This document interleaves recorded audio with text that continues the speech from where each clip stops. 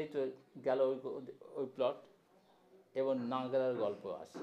এই নাগরা আসার এর একটা সুন্দর গল্প আছে যে তখন যে মুক্তিযুদ্ধের জন্যে বাংলাদেশ যে মুভমেন্ট আরম্ভ করেছিল সেই সময়তে আমেরিকা থেকে এক ভদ্রমহিলা মানে লেডিস উনি এই মেশিনটা কাঁধে করে নিয়ে আসে আমাদের স্কোরিংয়েতে এবং সেই সময়তে সে কী করলো যে আমরা এখানকার সব ও রিপোর্ট নানা রকম সব রেকর্ড করলো কিন্তু তাতে লেখা আছে একটাই যে আগে দেখলাম যে সিং মেশিন।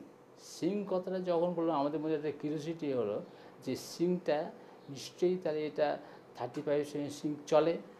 তখন আমরা ওকে জিজ্ঞাসা না করে আমরা চেপে গেলাম।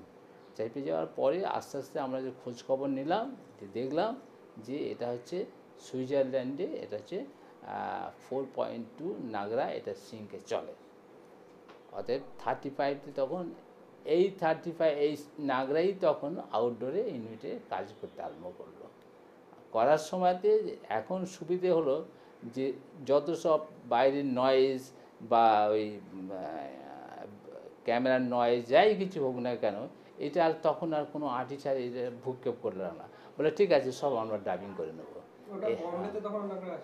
না নাগরা ওরাও তখন আনেনি। আচ্ছা পরে এলো আর কি নাগরা, যে আমরা কলকাতায় ওখানে একই সঙ্গে এলো আর কি নাগরা।